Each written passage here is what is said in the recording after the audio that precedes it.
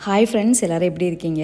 இன்றைக்கி வந்து நம்ம என்ன பார்க்க போகிறோன்னா, சிக்கன் குழம்பு எப்படி வைக்கணும் அப்படின்னு நான் எப்படி வைப்பேன் அப்படின்னு உங்களுக்கு காமிக்க போகிறேன். இது என்னோட ஃபஸ்ட்டு குக்கிங் விலாக். ஃபஸ்ட்டு வந்து எப்போதும் போல் கடாயில் வந்து எண்ணெய் ஊற்றி வெங்காயம், பூண்டு, பச்சை மிளகா 3 போட்டு நல்லா வந்து வதக்கிக்கணும். நல்லா வதக்கினதுக்கப்புறம் நல்லா அந்த கலர் வந்து மாறி வரணும், அந்த அளவுக்கு நல்லா வதக்கிக்கணும். அதுக்கப்புறம் வந்து இஞ்சி பூண்டு பேஸ்ட் வந்து ஆட் பண்ணணும். இது நல்லா வதங்கிடுச்சு. இப்போ வந்து ஒரு 1.5 ஸ்பூன் வந்து சின்ன ஸ்பூனால் வந்து இஞ்சி பூண்டு பேஸ்ட் வந்து நம்மளுக்கு அதோட சேர்த்து நல்லா அதை சேர்த்து வதக்கிக்கணும். இஞ்சி பூண்டு பேஸ்ட் வந்து நம்மளுக்கு அந்த பச்சை ஸ்மெல் வந்து போகணும். அந்த அளவுக்கு வந்து நல்லா வதக்கிக்கணும் சிம்மில் வச்சு. அதுக்கப்புறம் நம்மளுக்கு ஸ்மெல் போனதுக்கப்புறம் அந்த தக்காளியை போட்டு அந்த வெங்காயம், பச்சை மிளகாவோட போட்டு நல்லா வதக்கிக்கணும். அந்த இஞ்சி பூண்டு பேஸ்ட் வந்து நல்லா வதங்கி வந்ததுக்கப்புறம் தான், அதாவது அந்த ஸ்மெல்லு மாறினதுக்கப்புறம் தான் தக்காளி வந்து நான் ஆட் பண்ணி நம்ம நல்லா அதையும் நல்லா வதக்கிக்கணும் அதோட சேர்த்து. அப்புறம் வந்து நம்ம நல்லா தக்காளி வதங்கினதுக்கப்புறம் சிக்கன் வந்து நல்லா வாஷ் பண்ணி மஞ்சத்தூள் போட்டு வச்சுருக்கேன். அதை வந்து நல்லா வந்து போட்டு அதோட சேர்த்துக்கணும். சிக்கன் போட்டாச்சு. அதுக்கப்புறம் வந்து நல்லா அதையும் இப்போ தக்காளியோடு சேர்த்து வெங்காயம் அதோடு சேர்த்து நல்லா வதக்கிக்கணும். ஆமாம், இதுக்கு வந்து இஞ்சி பூண்டு பேஸ்ட்டு தான் நல்ல ஒரு ஃப்ளேவர் கொடுக்கணும். அது மாதிரி இஞ்சி பூண்டு வந்து நிறையாவும் போட்டுறக்கூடாது, அதுக்கு தகுந்தாப்பில் போடணும். அப்படி இல்லை நிறையா போட்டோன்னா அந்த கசப்பு ஸ்மெல் வந்துடும், கசப்பாயிரும் நம்மளுக்கு அந்த குழம்பே. அதனால் வந்து கரெக்டாக வந்து நம்ம 1/2 கிலோ சிக்கன் அப்படின்னா ஒரு ஸ்பூன் 1 ஸ்பூன் மட்டும் போட்டு நல்லா வதக்கிக்கணும். அதுக்கப்புறம் வந்து கொஞ்சம் மிளகாத்தூள், மல்லித்தூள், சோம்பு சீரகத்தூள், மஞ்சத்தூள் 3 போடணும். சோம்பு சீரகத்தூள் வந்து என்கிட்ட இல்லை, அதாவது சோம்பு சீரகம் மஞ்சள் போட்டு நான் அரைச்சி வச்சுருப்போம். அதோடு வந்து அதையும் சேர்த்து தான் நாங்கள் பண்ணுவோம். இது வந்து நார்மலாக வந்து சிக்கன் வந்து வெறும் சிக்கனாக வைக்கக்கூடாதுங்கிறதுக்காண்டி மஞ்சத்தூள் மட்டும் போட்டு ஆட் பண்ணி கொதிக்க வைப்பாங்க சில பேர். நான் வந்து அதோட கொஞ்சமாக மிளகாத்தூள், மல்லித்தூள், சோம்புத்தூள் அது கொஞ்சம் நல்லா ஃப்ளேவராக இருக்கும் அப்படிங்கிறதுக்காக போட்டு நல்லா வதக்கினதுக்கப்புறம் இது வந்து நல்லா நார்மலாக நம்ம சிக்கன் வேகிறதுக்கு மட்டும்தான் இந்த மாதிரி ஆட் பண்ணி நல்லா வதக்கி விட்டாச்சு. இப்போ வந்து கொஞ்சமாக தண்ணி, அது வேகிறதுக்காக கொஞ்சமாக தண்ணி ஆட் பண்ணுறேன். தண்ணியும் ஊற்றி நல்லா அதோட மிக்ஸ் பண்ணி விட்டாச்சு.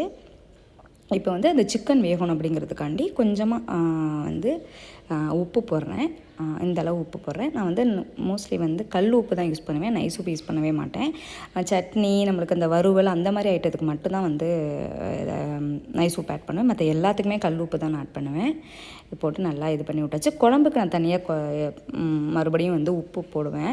இப்போ வந்து இந்த சிக்கனுக்காக மட்டும், அந்த சிக்கனுக்கும் நல்லா சாரணும் உப்பு அப்படிங்கிறதுக்காண்டி போட்டு நல்லா கொதிக்க வச்சுறேன். இப்போ லேசாக வந்து ஒரு கொதி வந்திருக்கு, ஆனால் வேகலை, ஆனால் கொதி வந்திருக்கு. நான் மறுபடியும் மூடி வச்சுட்டேன். ஒரு 5 மினிட்ஸ் கழித்து மறுபடியும் எடுத்து பார்க்கும்போது கொஞ்சமாக ஒரு வெந்திருக்கு சிக்கன், ஒரு அரை வேக்காடு அந்த அளவில் வந்து சிக்கன் வந்து வெந்திருக்கு. அதை தான் இப்போ நான் எடுத்து பார்க்கும்போது ஓரளவு வெந்திருக்கு. இப்போ வந்து நம்ம குழம்பு வந்து கரைச்சி அதோட ஊற்ற போகிறோம். சிக்கன் வந்து வெந்ததுக்கப்புறம், அதாவது ஒரு 3/4 வெந்துருச்சு. இப்போ வந்து மிளகாத்தூள், மல்லித்தூள், சோம்புத்தூள், மஞ்சத்தூள் 3 வந்து மிக்ஸ் பண்ணி, அதாவது 2 ஸ்பூன் மிளகாத்தூள், கொஞ்சம் காரம் நல்லா சாப்பிடுவோம், அதனால் 2 ஸ்பூன் மிளகாத்தூள், 3 ஸ்பூன் மல்லித்தூள், 1 ஸ்பூன் சோம்பு சீரகத்தூள், கொஞ்சம் மஞ்சத்தூள் போட்டு மிக்ஸ் பண்ணி அதோட ஊற்றி கொஞ்சம் நல்லா கலந்து அப்படியே நல்லா அதோட சிக்கனோட சேர்த்து கலந்து விட்டாச்சு. நாங்கள் எல்லாமே வீட்டில் தான் அரைப்போம். மிளகாத்தூள், மல்லித்தூள், சோம்புத்தூள் எல்லாமே வந்து வீட்டு பொடி தான் எல்லாமே. இது பண்ணி மூடி வச்சாச்சு. இப்போ வந்து இதோடு வந்து நாங்கள் உருளைக்கிழங்கு வந்து ஆட் பண்ணுவோம். நல்லா டேஸ்ட்டாக இருக்கும். அது ஸ்டார்டிங்கில் ஆட் பண்ணிடக்கூடாது, குழஞ்சி போயிடும். ஸோ வந்து ஒரு சிக்கன் வந்து வெந்து ஒரு கொதி வந்ததுக்கப்புறம், குழம்பு ஊற்றினதுக்கப்புறம் குழம்பை ஊற்றி நல்லா வந்து அது மிக்ஸ் ஆனதுக்கப்புறம் வந்து கொஞ்சமாக ஒரு சின்ன சைஸ் உருளைக்கிழங்கு வந்து ஆட் பண்ணிடுவோம் அதோட.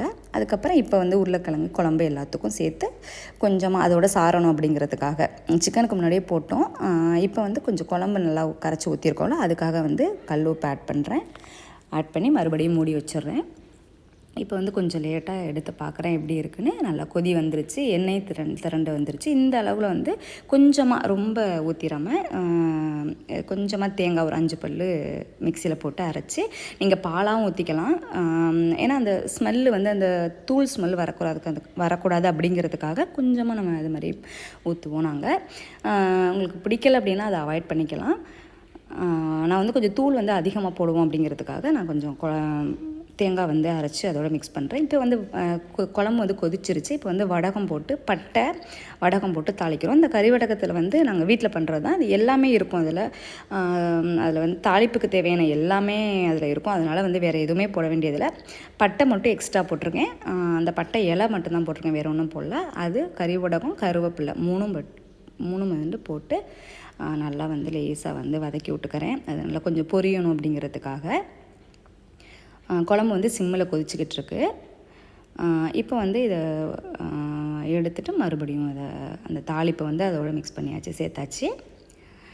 தாளித்ததுக்கப்புறமும் டக்குன்னு நீங்கள் ஸ்டவ் ஆஃப் பண்ணிடக்கூடாது. கொஞ்சம் எண்ணெய் இருக்கிறதுனால அந்த ஸ்மெல்லு வரக்கூடாதுங்கிறதுக்காண்டி ஒரு 2 மினிட்ஸ் மட்டும் அது வந்து கொதிக்கணும். குழம்பு ரெடி ஆயிடுச்சு. இந்த மாதிரி தான் இருக்கும். இப்போ வந்து மூடி வச்சுக்கணும். அவ்வளோதான். இதை நீங்கள் 2 மினிட்ஸில் ஆஃப் பண்ணிடலாம். இந்த வீடியோ உங்களுக்கு பிடிச்சிருச்சுன்னா என்னோட சேனலை வந்து சப்ஸ்கிரைப் பண்ணுங்கள். Keep supporting Dharshini happy.